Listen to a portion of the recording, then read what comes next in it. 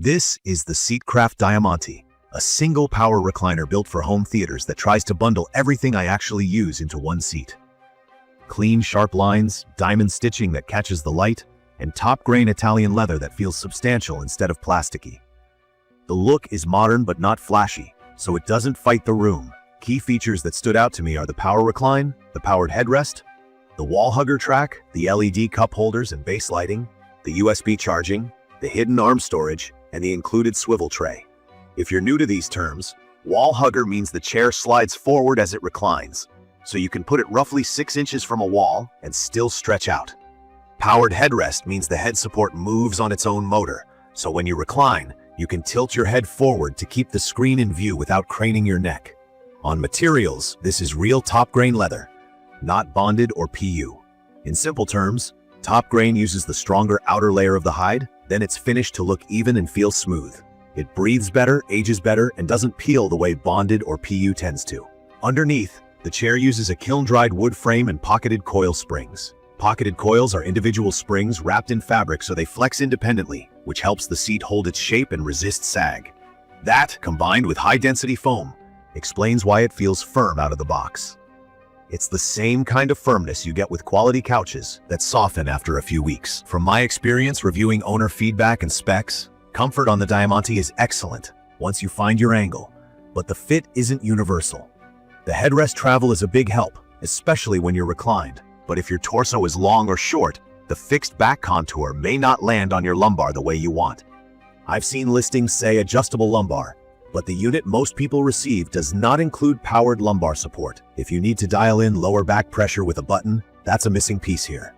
In my opinion, that's the one ergonomic feature I wish they had added, because the chair gets so much else right. Power controls are straightforward. 2 buttons for recline, 2 for the headrest, plus a home button to reset everything upright. The USB-A port on the control pad is handy, and newer batches often include USB-C, which charges phones and tablets faster. The LEDs are bright enough to see your drink in the dark, but switch off with a tap if you want a blacked-out room. The tray table drops into the accessory port next to the cup holder and is actually stable enough for a bowl of snacks or a small laptop. The in-arm storage is deep. Remotes, controllers, a headset, even a folded blanket fit without a fight. Sound and feel are part of the pitch too. The chair comes pre-wired for Seatcraft's sound shaker transducer. That's a bass shaker bolted inside the frame that turns low frequencies into vibration, so explosions and engines feel like they're in the room. You do need a separate sound shaker amp to make it work. When set up right, it's a blast with action movies. I've heard a few owners report metallic rattles at high levels.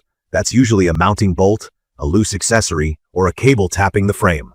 A quick snug of the screws or a bit of foam between hard surfaces typically fixes it. Build and setup are easy. The chair ships in 2 pieces, base and back.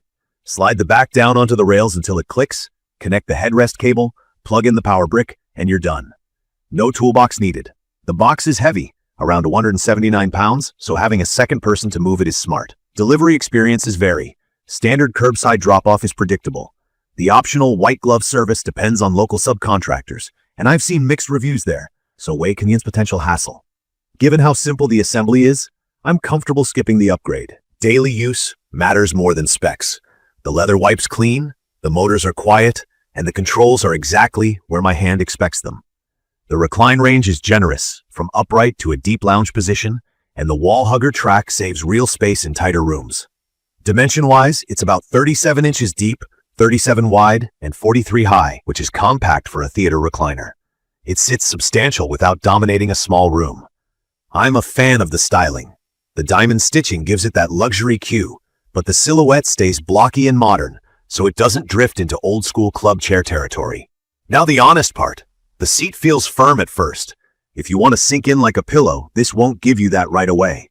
It eases up after a couple of weeks as the foam tops relax and the pocketed coils keep the support under you, which is why long sessions don't feel mushy. Ergonomics depend on your body. If your neck tends to push forward in upright positions, you may rely on the powered headrest even when you're not reclined. If you're taller and feel the headrest pushing on your upper back instead of your neck, you'll want to recline a touch to find the sweet spot. That's where powered lumbar would have saved some people the fiddling. It's perfect for a modern media room where you want theater features without turning your living room into an arcade. It's perfect for someone who wants a one-seat solution with lights, power, storage, and charging built in, and who values clean design and real leather. From my experience sifting through long-term owner notes, the motors hold up well, the leather wears cleanly, and the structure feels solid past the first year, which gives me confidence in the construction choices. If you're especially sensitive in the lower back or you've loved chairs with powered lumbar in the past, this might not be your best fit unless you try it first. I'd recommend this for movie lovers who want to set a row close to a wall, anyone who appreciates quick setup and tidy cable device management, and buyers who prefer a firm, supportive seat that breaks in rather than a plush one that flattens. If you're tall, or you've struggled with headrest placement in other recliners, demo one or measure from your seat base to where your neck sits and compare to the chair's 43-inch height to be safe. In my opinion, the Diamante nails the all-in-one theater chair formula. Quality leather, sturdy frame, quiet motors, useful lighting, smart storage, and a tray that actually gets used. The missing powered lumbar is the main trade-off, and the seat's initial firmness requires a little patience. If those aren't deal breakers, the overall experience feels premium and thoughtfully considered. In conclusion, the Seatcraft Diamante looks and behaves like a centerpiece for a home theater setup. It's not trying to be a medical chair with endless adjustability. It's a sleek, fully loaded recliner that keeps your essentials at hand and your posture supported through long sessions.